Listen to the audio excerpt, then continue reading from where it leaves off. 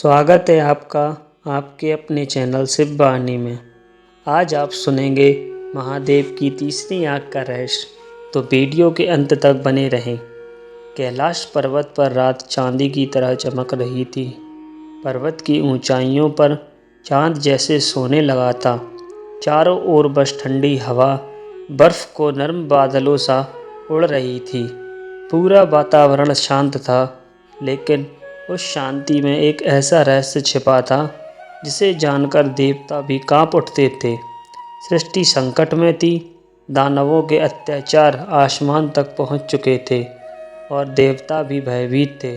सब देवताओं की आखिरी उम्मीद थी महादेव, परंतु महादेव गहन समाधि में थे और उनका तेज इतना प्रचंड कि कोई भी पास नहीं जा पाता था। यह वह रात थी जब ब्रह्मांड का संतुलन डगमगाने लगा था। दानवों ने तीनों लोकों पर आतंक फैला रखा था। ऋषि मुनि तप में डूब नहीं पा रहे थे और देवता लगातार परास्त हो रहे थे। तब इंद्रदेव बोले, यदि महादेव की कृपा ना मिली तो पूरे सृष्टि पर अंधकार छा जाएगा।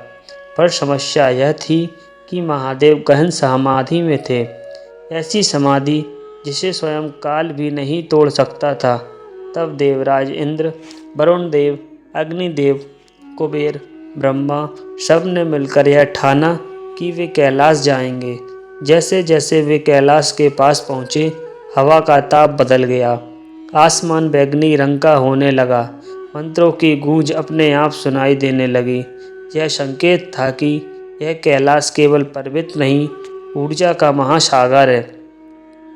जब देवता भगवान शिव के निकट आए, उन्होंने देखा महादेव एक विशाल हिमशिला पर पद्मासन में बैठे हैं। उनकी देह पर भस्म चमक रही थी। नागराज वासुकी शांत थे, पर चारों ओर एक विद्युत सी शक्ति घूम रही थी। देवता पास जाने की कोशिश करते, लेकिन समाधि की ऊर्जा इतनी प्रचंड थी कि कोई भी निकट जाते ही दूर फेंका जा रहा था। तब नारद जी बोले, ऐसा लगता है कि स्वयं सृष्टि महादेव की रक्षा कर रही है। अचानक इसी बीच दानवों के राजा ने शक्तिशाली मंत्रों से ब्रह्मांड में एक कंपन पैदा किया। धरती हिलने लगी, समुद्र उफान मारने लगे, स्वर्गलोक की सीमा पर काली लपटें उठने लगी। देवताओं को तब समझ आया, अब और समय नहीं है। उन्होंने एक समय प्रार्थना की, महादेव संसार संकट में है। और तभी हुआ वह क्षण जिसे सभी ने सदियों तक रहस्य की तरह बताया। फिर अचानक से एक तेज प्रकट हुआ और महादेव की देह पर शांति का कंपन फैलने लगा। हवा चलना बंद हो गई। कैलाश पर सन्नाटा छा गया। अचानक महादेव के मस्तक पर स्थित तीसरी आँख के चारों ओर लाला हवा चमक उठी।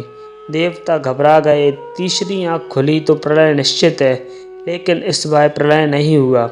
जैसे ही तीसरी आँख पूरी तरह खुली, एक तेज सफ़ेद शुद्ध प्रकाश निकला। वह प्रकाश आग जैसा दिखता था, पर उसमें विनाश नहीं, सत्य का तेज था। यह ज्वाला कहीं बाहर नहीं गई, यह ब्रह्मांड के भीतर तक फैली। उस प्रकाश ने दानवों के छल देखे, उनकी असुर शक्तियाँ तोड़ दी, उनके अंधकार को जड़ से मिटा दिया। लेकिन विस्मय की बात यह थी, धरती की एक भी घास नहीं जली, एक भी जीव को हानि नहीं हुई, क्योंकि तीसरी आँख केवल अधर्म को भस्म करती है, धर्म को नहीं। देवता विस्मित होकर बोले, हे नाथ, आपके तीसरी आँख तो क्रोध की प्रतीक कही जाती है, आज यह सत्य का प्रकाश कैसे बनी? महादेव शांत स्वर में बोले, जब मनुष्य या दानव अधर्म के मार्ग पर इतना बढ़ जाए कि पूरा ब्रह्मांड संकट में पड़ लगे, तब मेरी तीसरी आँख स्वयं खुल जाती है। यह क्रोध की नहीं, सत्य, न्याय और चेतना की आँख है। उन्होंने आगे कहा, तीसरी आँख वह देखती है जो आँखें नहीं देख पाती, और वह मिटाती है जो सत्य के विरुद्ध हो। जैसे ही तीसरी आँख बंद हुई, आकाश का रंग सामान्य हुआ, समुद्र शांत हो गए, देवताओं के लोक में प्रकाश लौट आया और धरती पर नए सवेरे की किरणें चमक उठी। दानवों का आतंक समाप्त हो गया था।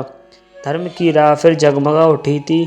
एक रहस्य को समझकर देवताओं ने जाना, तीसरी आँख विनाश नहीं करती, वह केवल सत्य को उजागर करती है। और तभी से शंकर जी की तीसरी आँख को ब्रह्मांड का सबसे न्यायप्रिय प्रकाश कहा गया। तो दोस्तों, अगर आपको यह कहानी अच्छी लगी हो तो वीडियो को लाइक और शेयर करें, और हाँ, हमारे चैनल शिव वाणी को सब्सक्राइब करना ना भूलें। धन्यवाद।